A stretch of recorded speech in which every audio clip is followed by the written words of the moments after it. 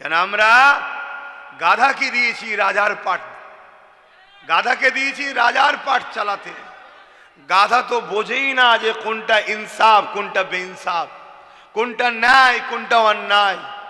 গাধা বোঝেই না যে আমার পিঠে কি আছে, সে বয়েই চলেছে, তার গুরুত্ব কিন্তু সে বুঝতে পারছে না। এটা আমরা দোষ করেছি না করিনি?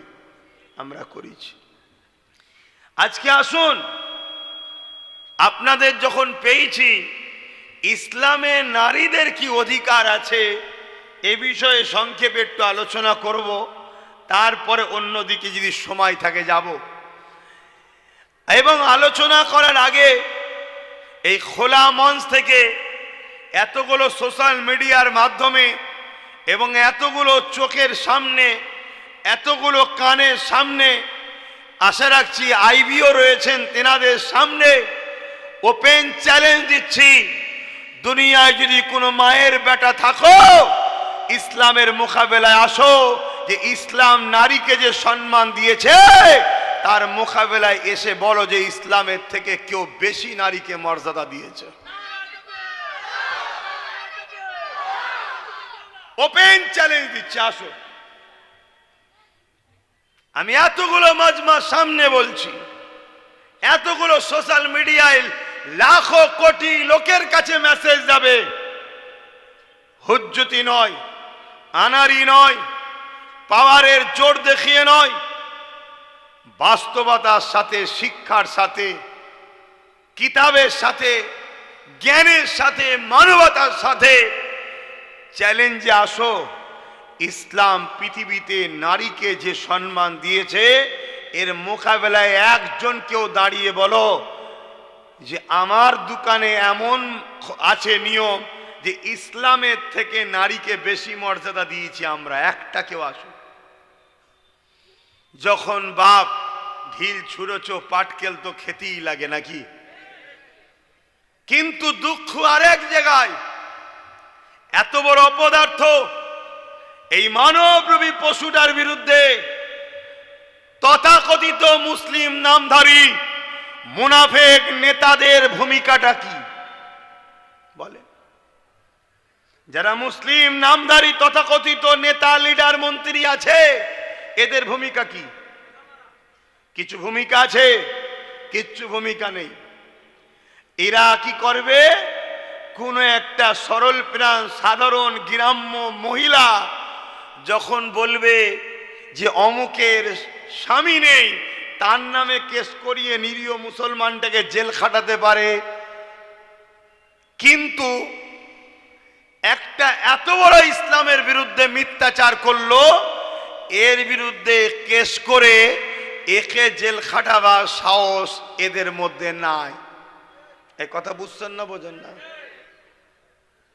আজকে বড় দুঃখ, কোথায় যাচ্ছে সমাজ? মনে রেখে দিও, ইসলামকে নিয়ে পশ্চিমা মিডিয়ার হাজারো ষড়যন্ত্র করেছিল, এতে ইসলামের কোনো যায় আসেনি। আমেরিকা চেয়েছিল ইসলামকে আমেরিকা থেকে মুছে দেবো, আমেরিকাতে ইসলামকে রাখবো না, তাই আমেরিকা ভিসা বন্ধ করে দিয়েছিল। জর্জ ডব্লিউ বুশ আমেরিকাতে কোনো মুসলমানকে ভিসা দেয়নি, বন্ধ করে দিয়েছিল। কিন্তু মহান স্রষ্টা রব্বুল আলামিন আমেরিকা জর্জ ডব্লিউ বুশের কন্যাকে ইসলাম কবুল করিয়ে কোরআনের হাফেজা বানিয়ে দিয়েছে।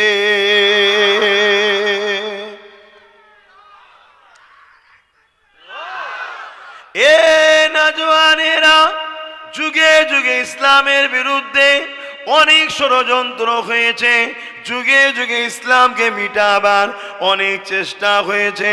কিন্তু মনে রাখবেন, প্রকাশ্য মাথা তখন চারা দেয় যখন মুসলিম ঘরে একদল মুনাফিক সন্তানেরা, মুসলিম ধর্মের সেজে একদল বেঈমানেরা, তারা ওই প্রকাশ্য দুশ্মনদের সাথ দিয়েছে, তখন তারা মাথা প্রকাশ্য চারা দিয়েছে। আজকেও প্রকাশ্য এরা মাথা চারা দিচ্ছে। কেন? মুসলমান ঘরে একদল মুসলিম ছেলে না নামধারী মুসলমান যারা মূলত বেঈমানের খাতায় নাম লিখে দিয়ে এই ইসলাম বিদ্বেষী দিয়াকে প্রকাশ্য সহযোগিতা করছে, এই জন্যে এরা সাহস পেয়ে গেছে। তাই আজকে শুনতে হচ্ছে ইসলামের আখি রেপ করাটা কোনো পাপ নয়।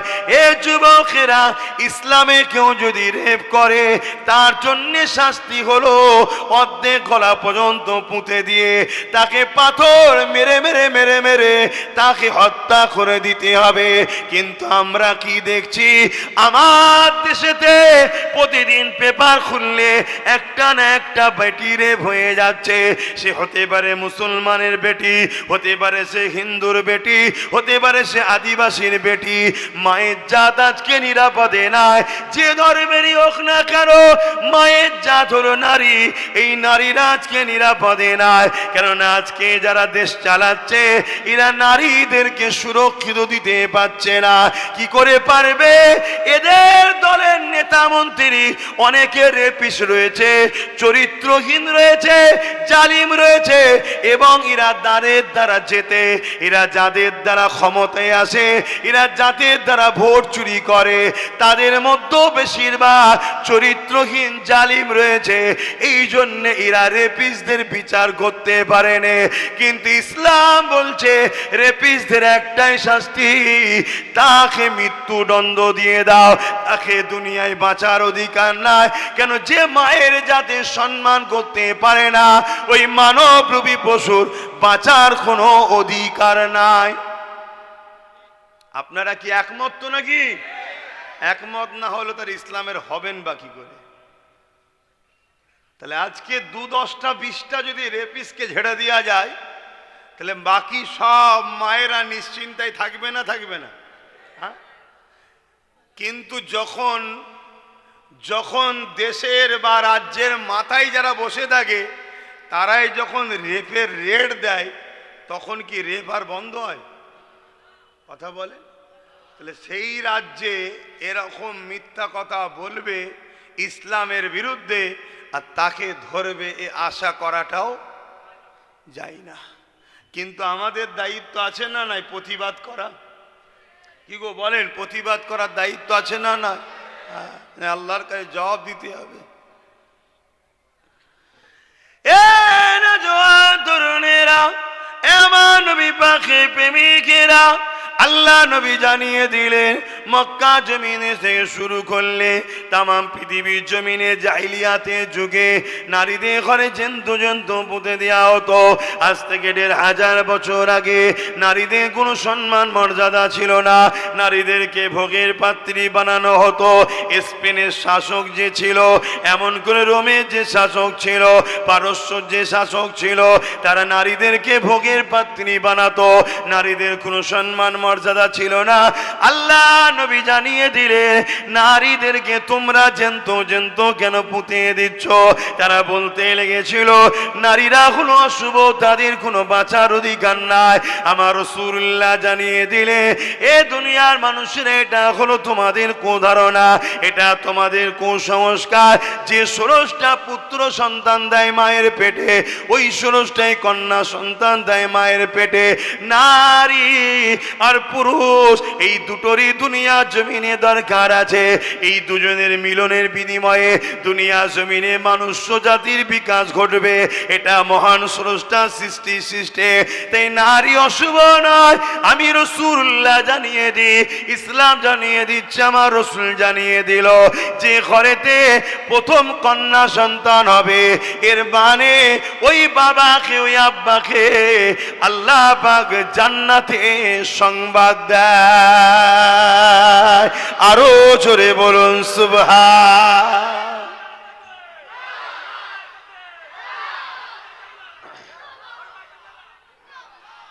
আজ ভেবে দেখুন, 1450 বছর আগে আমার নবী নারীদের মর্যাদার কথা শিখিয়েছে। 1450 বছর পর কাশীপুরে ঈদগাহ উপলক্ষ করে মাহফিলে বসে এতগুলো পুরুষ নারীর মাকামের কথা শুনে খুশিতে সুবহানাল্লাহ বলছে। জোরে বলুন সুবহানাল্লাহ। কেন?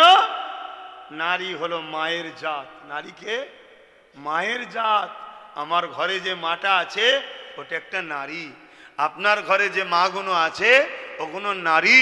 তাই নারীর সম্মান ইসলাম এত দিয়েছে, একটা একটা নারী একটা একটা জান্নাত। জোরে বলুন সুবহানাল্লাহ।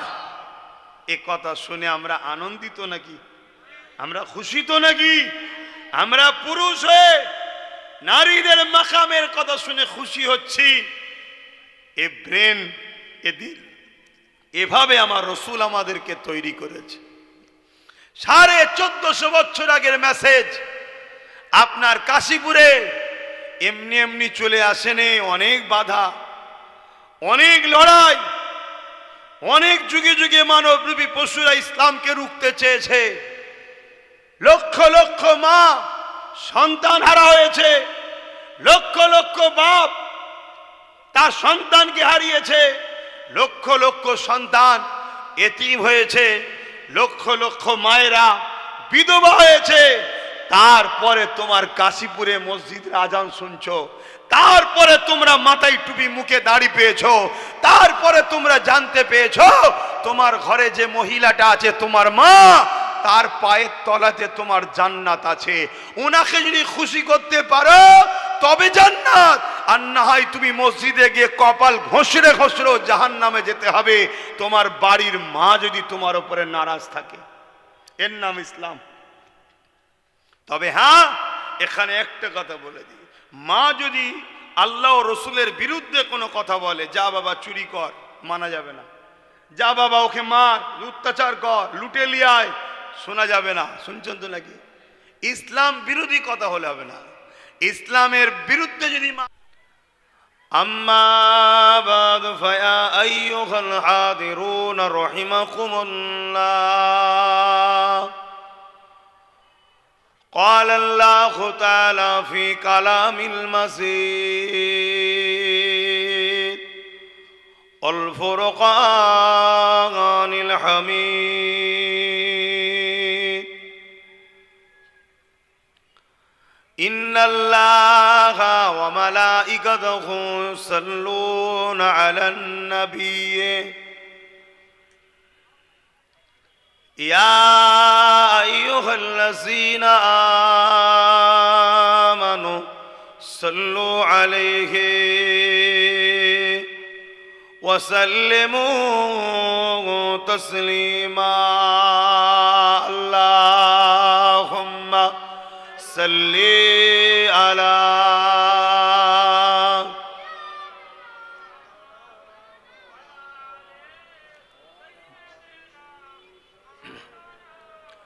মহব্বতে পড়েন দরুদ। দরুদ তো পড়তে হবে, এটা তো আমাদের ইমানি দায়িত্ব। মুমিন মুসলমান দাবি করবেন দরুদ পড়বেন না, এটা তো মুনাফিকি করা হবে। আল্লাহ কোরআনে বলেছেন সল্লু, তোমরা দরুদ পড়ো। অতএব আপনি যেই হন, আমার নবীর উপরে দরুদ আপনাকে পড়তেই হবে যদি আপনি ঈমানদার দাবি করেন। কেন আল্লাহ ঈমানদারদের উদ্দেশ্য করে বলেছি, ইয়া আইয়ুহাল্লাযীনা আমানু, হে ঈমানদারেরা, সল্লু, তোমরা দরুদ পড়ো। দরুদ পড়তেই হবে। এতগুলো মানুষ বসে আছেন, এই শীতের সময় একটা শীত ঘুম থাকে, খাওয়া দাওয়া করে মানুষ একটু রেস্টে লায়। আর বেশিরভাগ এলাকায় তো চাষবাস, নাকি চাষ, সেই চাষবাস ছেড়ে দিয়ে খাওয়া দাওয়া করে একটু আরামের বিছানায় পিঠ না দিয়ে আপনাদের পীর ভাই এসেছে, পীর বাবাজি এসেছে, দিনে আলোচনার মাহফিল হবে, এই উদ্দেশ্যে যখন এসেই গেছেন একটু দরুদ পড়েন। আল্লাহ নবী বললেন, আমার উপরে যে একবার দরুদ পড়ে আল্লাহ খুশি তার উপরে 10টা রহমত নাজিল করে। জোরে বলুন সুবহানাল্লাহ। আল্লাহ তার 10টা গুনাহ মাফ করেন, 10টা মাকামকে আল্লাহ বাড়ান। এ দুনিয়া চিরস্থায়ী নয়, আজ আছি কাল নাই।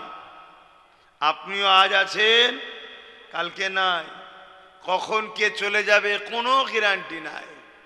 সে যেই হোক, নবী আলাইহিস সালামরাও চলে গেছে, পীর পয়গম্বর ওলি গৌস কুতুব আবদাল সবার ইন্তেকাল হবে, মৃত্যুর স্বাদ সবাইকেই আল্লাহ চাখাবে।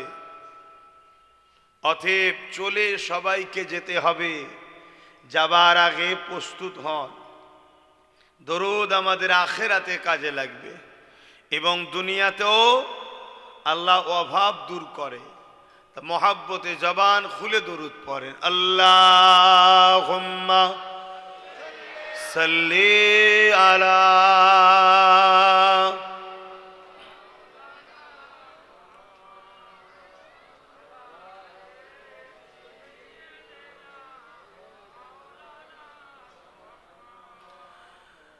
मेरे आँखों की बुदली में जलवा है मोहम्मद का, मेरे दिल के आईने में नक्शा है मोहम्मद का। कोई जन्नत में जाएगा, कोई दोज़ख में पहुँचे, मदीने की तरफ दौड़े दीवाना मुहम्मद का। अल्लाहुम्मा सल्ली अला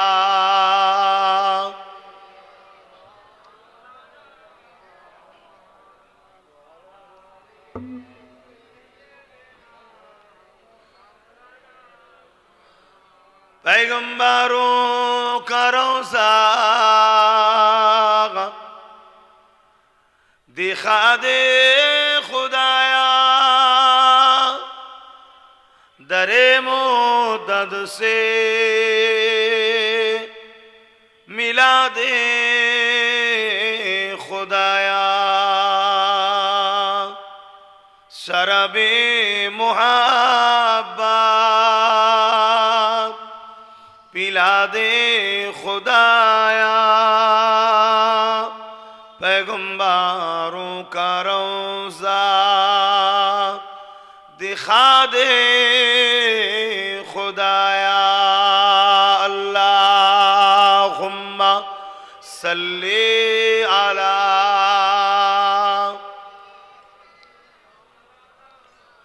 जोरे जोरे पढ़े वाला आली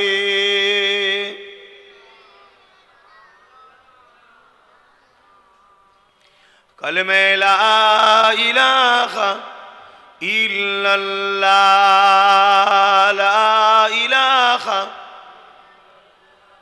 ला इलाहा इल्लल्लाह मुहम्मदुर रसूलुल्लाह, हस्बी रब्बी जल्लल्लाह, मा फी क़ल्बी खैरुल्लाह, नूर मुहम्मद सल्लल्लाह, हक़ ला इलाहा इल्लल्लाह,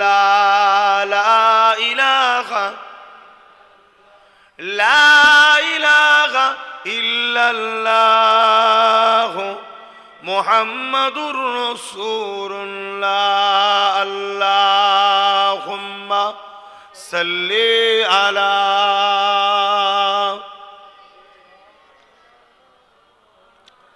वला आली सय्यदना।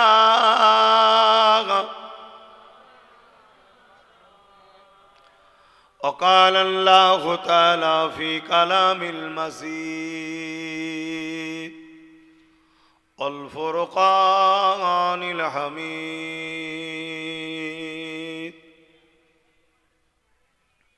قل إن كنتم تحبون الله فاتبعوني يحببكم الله ويغفر لكم ذنوبكم والله غفور رحيم।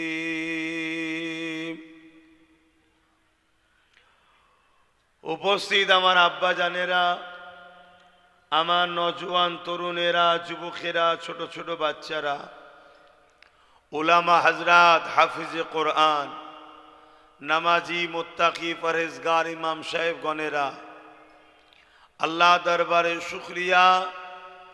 আল্লাহ এরকম একটা সময়ের মধ্যে দিয়েও যেখানে সারা দুনিয়ায় অশান্তি, ফিতনা, ফাসাদ, রাহাজানি, লুট, খুন, খারাপি, দাঙ্গা, হিংসা, জেনা, ব্যভিচারী, রেপ, ফিতনা ভরে গেছে, এরকম একটা কঠিন পরিস্থিতির মধ্যে দিয়েও আল্লাহ আমাদেরকে কোরআন, সুন্নাহ, দ্বীন ইসলাম, জান্নাতের বাগানে আল্লাহ বসার তৌফিক দিয়েছেন। সকলে বলি আলহামদুলিল্লাহ।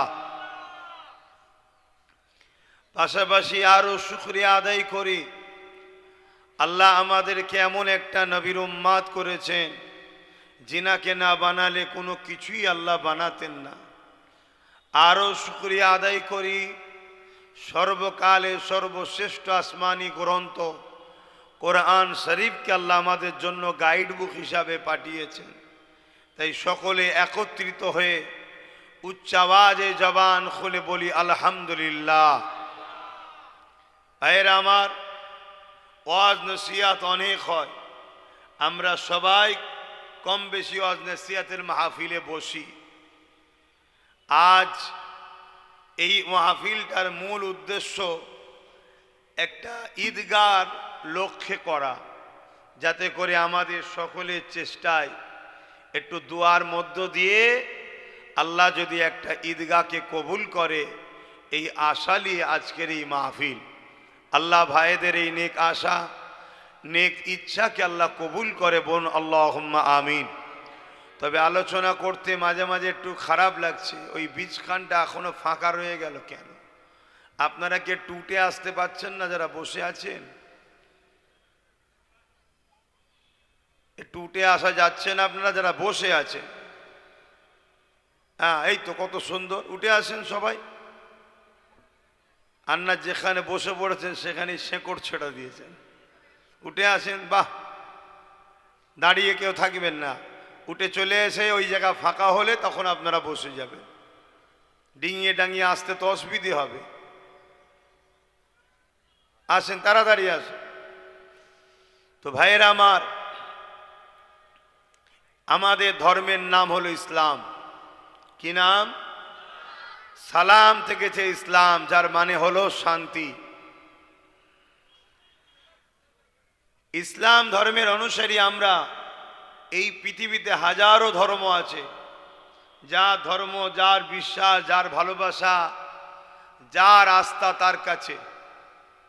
আমরা কখনো কারো পক্ষে বিপক্ষে কোনো কথা বলি না, বলাকে পছন্দও করি না, ইন্টারেস্টও রাখি না। ইসলাম আমাদেরকে ইজাজতও দেয়নি অন্যের ধর্মের বিষয়ে ছোট বড় কথা বলার। তাই আমরা আলহামদুলিল্লাহ ইসলাম পেয়ে বড় খুশি, আমরা আমাদের ধর্ম নিয়ে বড় আনন্দেই আছি, বলুন আলহামদুলিল্লাহ।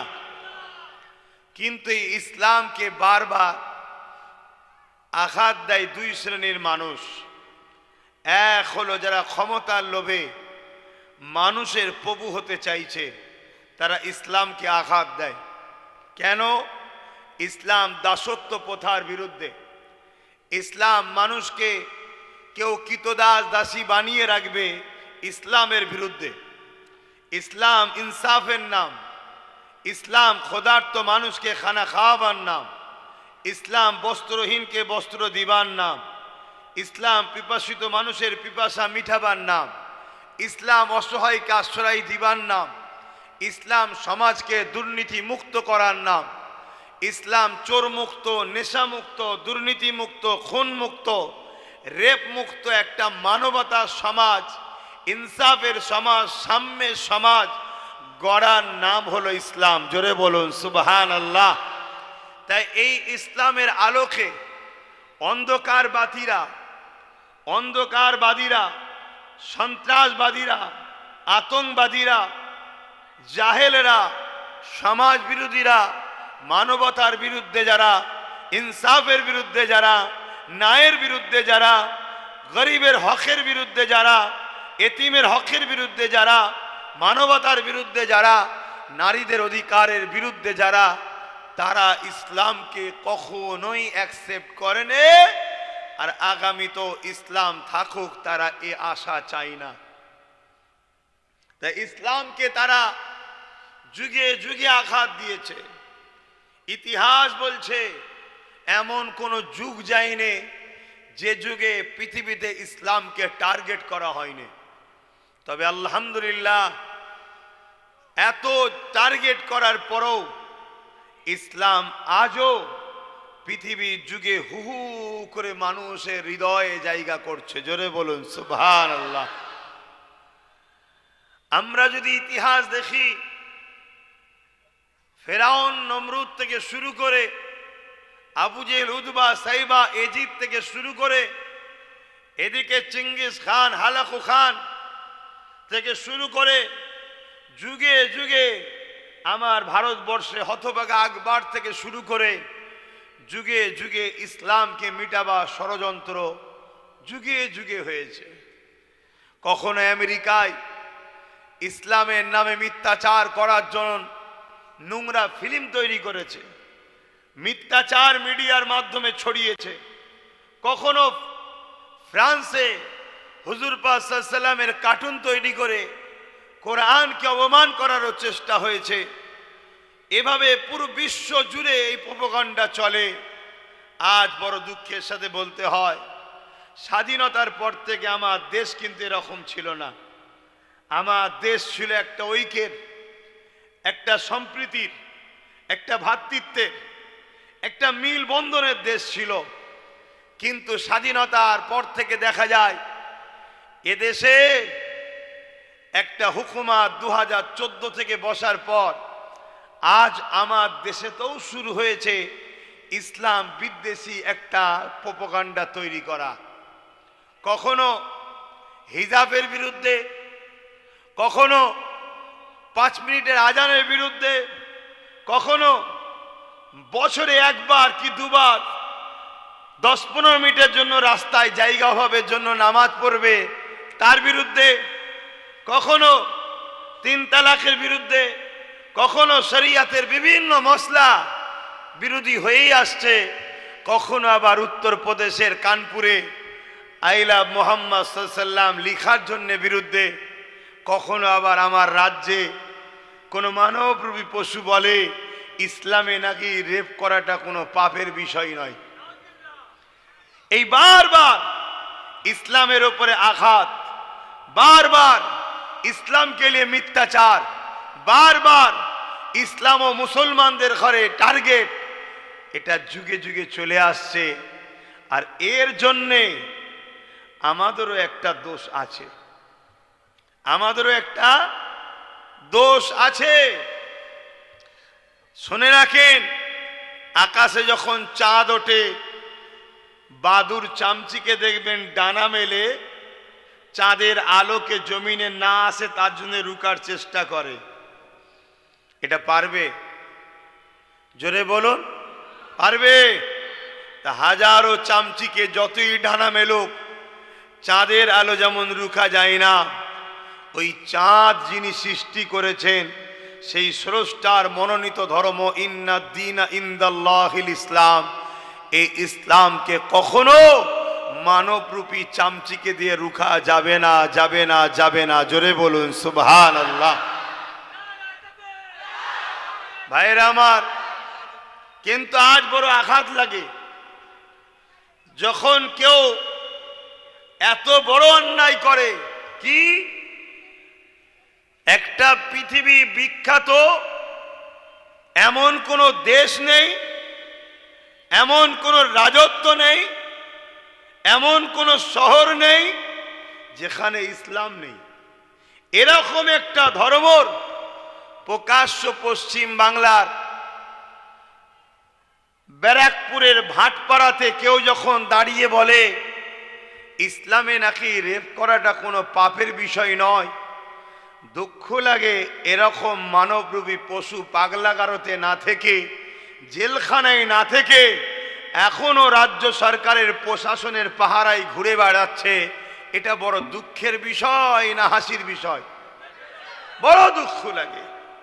আর এর জন্য দোষী আমার কম, আমার কমের দোষ আছে, আছে না নাই?